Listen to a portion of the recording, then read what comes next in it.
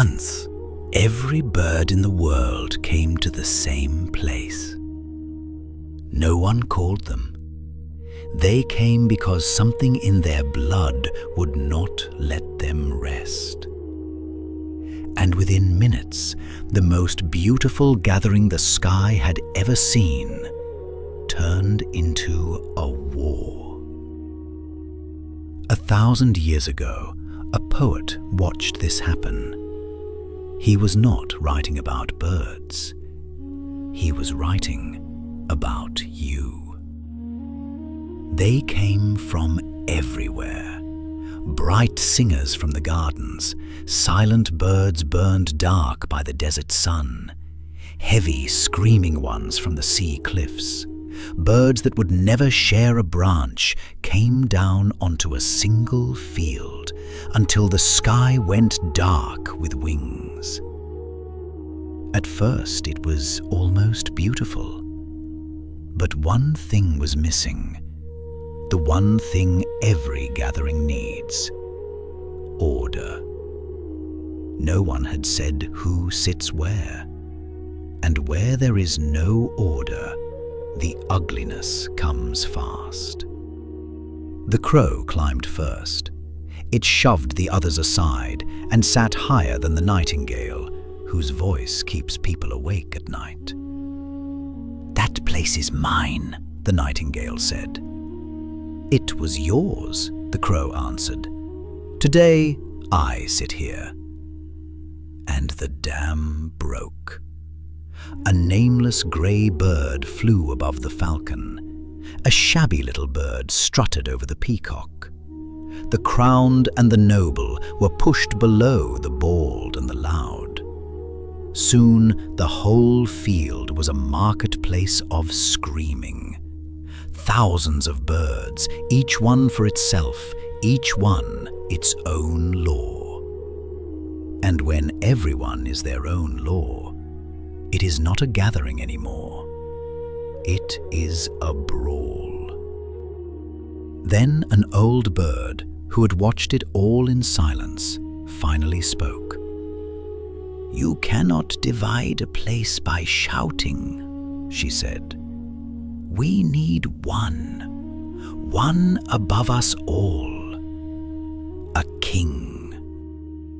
"A strong one," someone cried. "Strength is not enough," she said. "A strong and cruel king is no king. He is an executioner. We need 3 things. Greatness, the kind of presence that silences a crowd without raising its voice.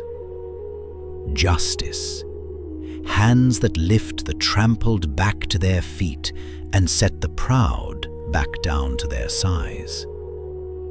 And sight, eyes that can tell the singer from the shouter, the loyal heart from the flatterer's tongue. For a ruler who cannot see will crown the liar and cage the honest. And a blind king is worse than no king at all. Greatness, justice, sight. The field went quiet, repeating the words. That was the king they needed. But there was no throne, no king, only empty sky above them. And the joy they came with turned to grief. Every bird saw itself for the first time. Small, lost, hoarse from shouting. Now here is the secret the poet hid inside this story. This was never only about birds. Every soul without a master behaves exactly like this. And he chose a bird for a reason. A bird cannot stay still. It lifts off, circles, lands, and rises again, restless to its core. There is only one other thing in the world made the same way: the human heart. look inside your own chest and you will find the same field, the same crowd with no king. In the morning you want one thing, by noon the opposite. You set a goal and forget it by next week. 1,000 desires fight inside you for the high seat, each one screaming, "I am the one that matters," and not one of them listens. That is what chaos really is. Not the noise outside, the noise within. And a person who lives like that lives like a wounded bird, always thrashing, never landing. So the birds sat in the dark, a whole people who finally understood what they were missing. They did not know if the king even existed, but they had asked the question. Then, into the silence, one small bird stepped forward. Plain, the kind you would never notice in a crowd. It approximate, and from its first words, a chill ran across the field. "Fools," it said, "the king you are looking for has always existed, and he is closer to you than you are to yourself." What burg this was, and what king it meant, is for the next time.